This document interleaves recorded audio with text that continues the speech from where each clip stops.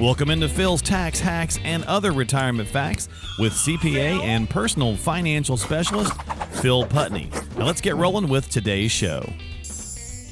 Hey everybody, welcome into Phil's Tax Hacks and Other Retirement Facts with Phil and myself here to talk investing, finance, and retirement once again. And we're going to get into a subject that I'm not super well versed on. So I figured, hey, this is a good thing for us to bring out to other folks as well, because there's maybe a lot of other folks that aren't totally familiar with this, but it could be important.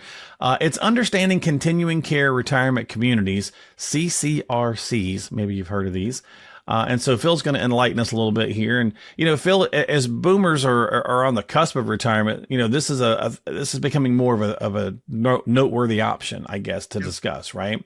So on this episode, let's unravel some of the benefits and the intricacies of these CCRCs and, you know, kind of let you guide us through a little bit, see what kind of knowledge you've got, or if you're used to working with folks on these, or if this is something you're seeing more of, all that good kind of stuff. But anyway, how you doing this week? It's definitely a discussion that we're having more, you know, especially as you start to talk about long-term care. But yeah, doing good. Yeah, doing good this week. For sure. So.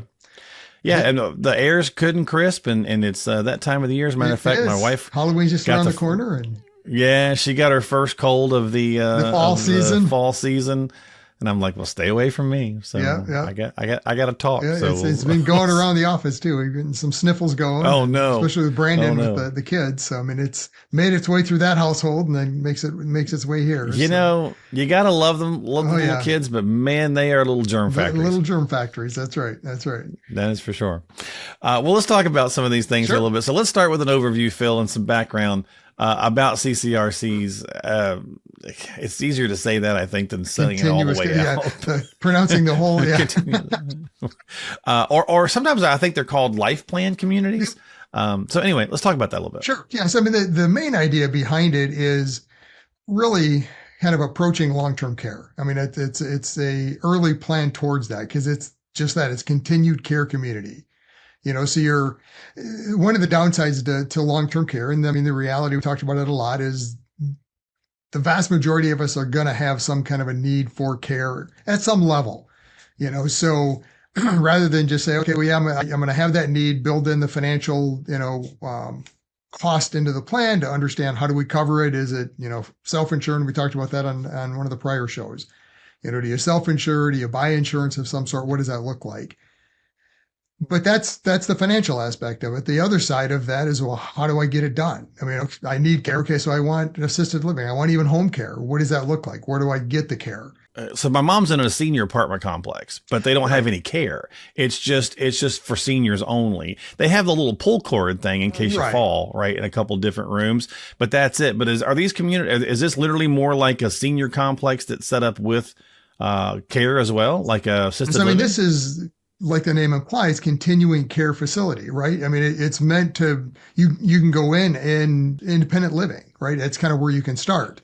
So it's in a wide range. And then as you have that progression of need, they have services available in community. Okay. I mean, think of it more like a campus, most of them, right? Where it's not just one complex or two complexes. It's like a campus where, you might go in and just as an independent living facility, an apartment or condo type facility. Okay. But then if you do need additional care, so you step into that next phase where now, okay, I need some assistance, with some home care, some help with medicines, things like that. Well, that's another level of service that you can receive, and as you progress, if you need more of a long-term care, memory care, they have that there as well. Yeah, so it's like if it's a mobility based or then maybe mental based or something like that, right? And everyone's a little bit different in what services they offer, how they work, but I mean that's the general idea, is that it's a community that you can enter at whatever level, but a lot of times people will enter at the independent living stage. And it's a community, right? I mean, they have all sorts of activities and, different things you can do there, amenities, as far as movie theaters and bowling alleys and, pickleball, whatever. I mean, all sorts of different classes, well, maybe I want to go now. Swimming pool, health facilities. I mean, there's a lot of amenities that they have there. So as even an independent living stage that you can enter as. But if you have that need for these various levels of service, then you're not having to go find that outside, right? They have the facilities or have the capabilities through this community in-house, whether that's, staying at your independent living at the early stages. And if ultimately you do progress, well, there are other facilities at the community, the campus that you can move to that have that available. So just makes it a little bit easier for progression as you need care, right? So it's like going to college. You're like, you're in your freshman year, you're over here in this dorm. That's right. And then when you get to your senior year, you're over off campus on dorm. Yeah.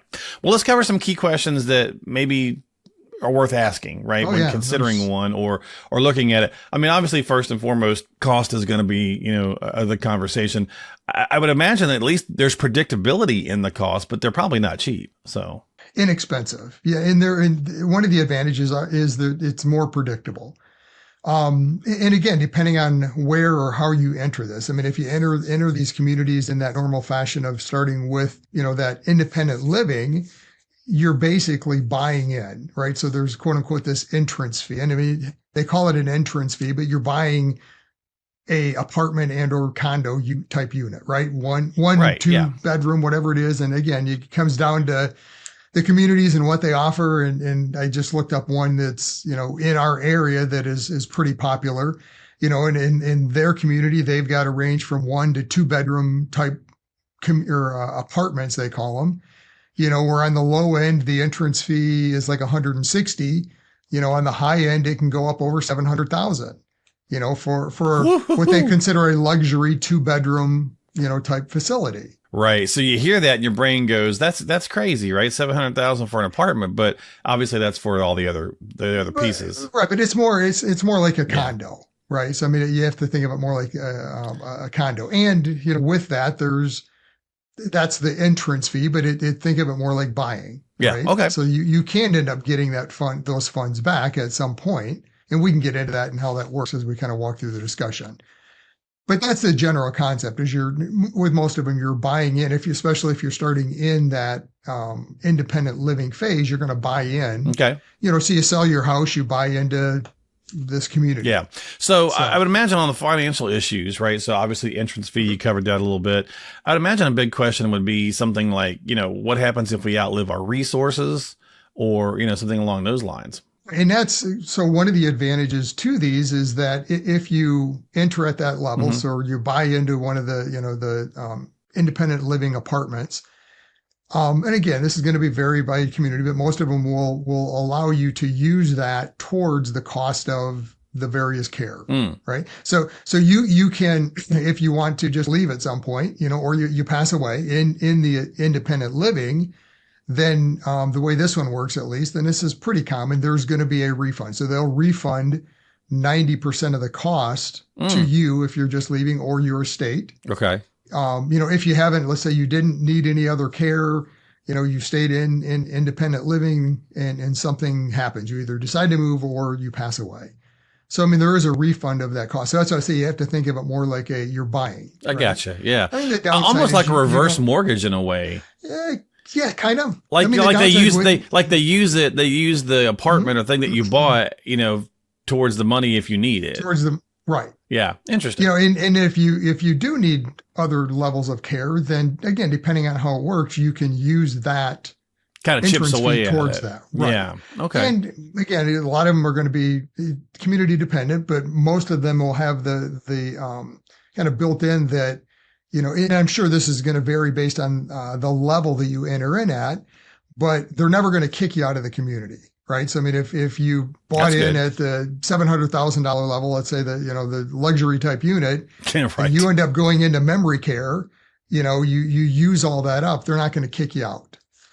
Right. So they'll apply that and it's kind of on their dime or, goes back to your estate if there's other assets. So that's one of the advantages is having some security in entering this community.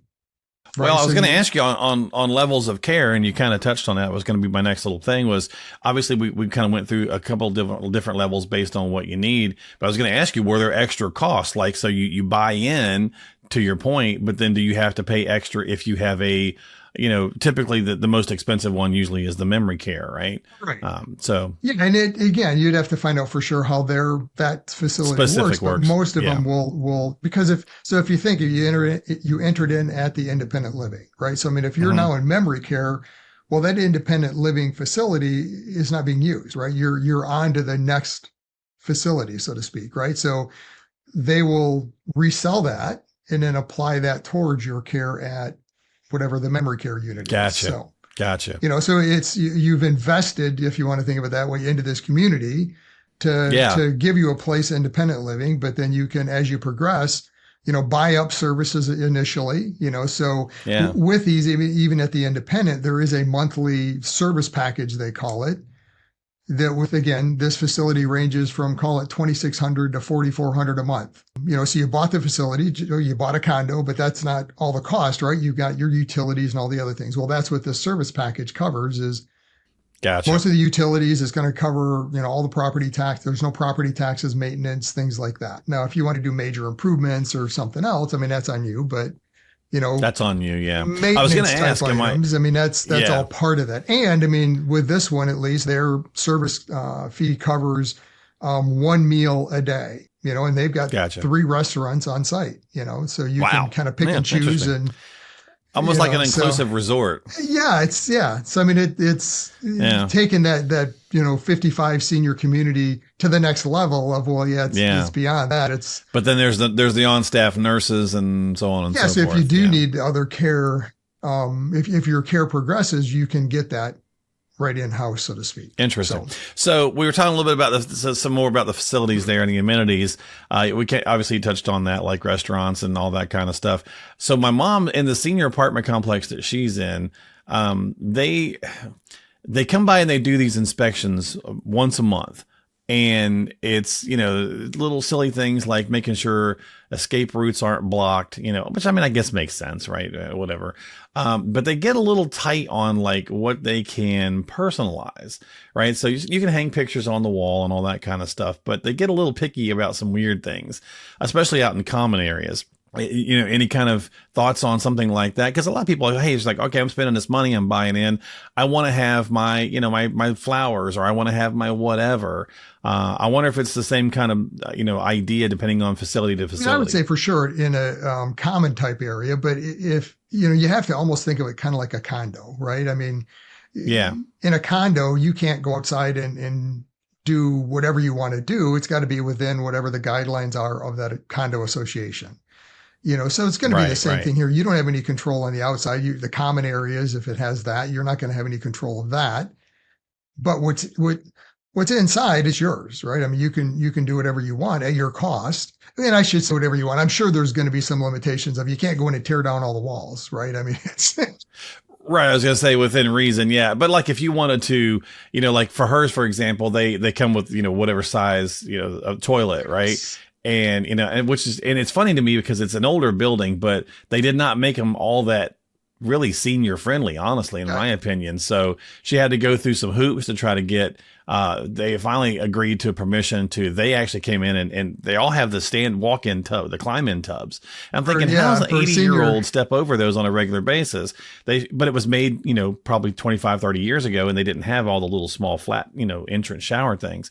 So they paid to cut out part of the tub and put a door in it. Okay. Right. So now it swings open and it has a rubber seal so she can step through a lot easier.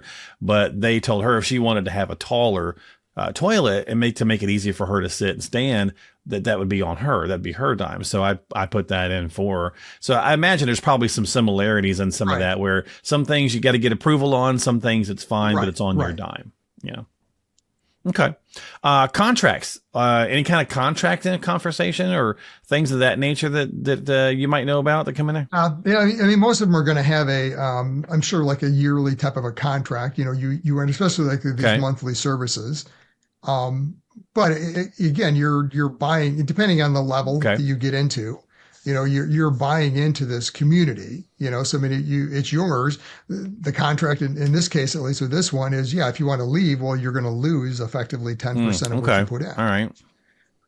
So it's not something you want to, it's not like renting an apartment where, hey, I put a security deposit down, I've got a 12-month or an 18-month lease and I'm out.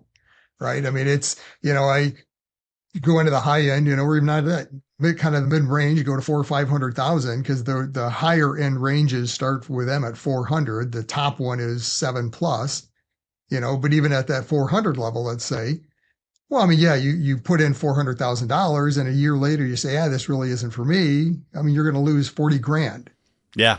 so it's not something you want to take lightly and just jump in and give it a try, so to speak. It's something you're going to want to be doing your research on ahead of time, figuring out, is this really does this facility have what I want, and what's the reviews and rating, all the other things that go with it. So, with that kind of price tag, hopefully people will. So let's talk a little bit about the quality of care. Are these things like accredited? So, I mean, you get into the different levels of care, then yes, they would, so they're Okay. accredited, nursing type facilities, memory care as you get to those levels of service. So sure. Gotcha. Yep. So questions you might want to ask yourself then, when you're to your point, when you're doing some research here on what it is that you're looking for is, staff to resident ratio and, can you provide, feedback? Do they accept input and feedback on, ways to make the community better, things of that nature? So you really want to do some serious vetting on this. Usually with these, I mean, you would know somebody that maybe has been there or, so yeah, so you can get some input, pros and cons of how that's gone, because yeah, you're buying into this community, generally not just for that early stage, it's more the long-term scenario. So you want to make sure that Gotcha. they've got a good reputation, they're credible, they've, the staff to patient quote unquote ratio is appropriate. So you're going to get the services you need when you need it. They do a good job. Food's good. I mean, whatever's important to you is part of that. Hey, that's important. Make sure that it's right. all there. And I mean, all of them offer tours, obviously, where you can go in and tour and, probably even have dinner and, kind of mix and mingle a little bit to see what it's like to be in the facility. Like an open mic night, for lack of a better term, where you come on down, check it out, that kind of thing.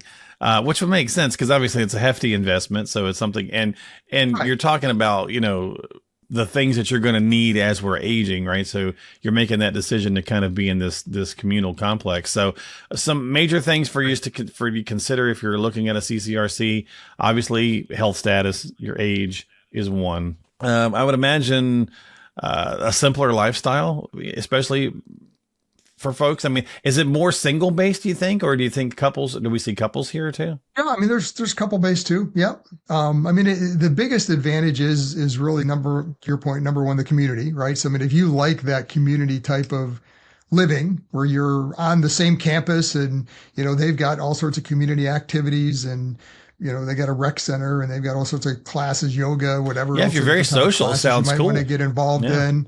Yes, I mean, it has those type of aspects, but it's all kind of, I don't want to say built in, but it's available right there. It's not like you have to go out and find it. Yeah, for sure. It's part of your community. So all right, so let's talk about some pitfalls. We'll wrap it up with just a few red flags or things just to be aware of if you're starting to look into this. What you think?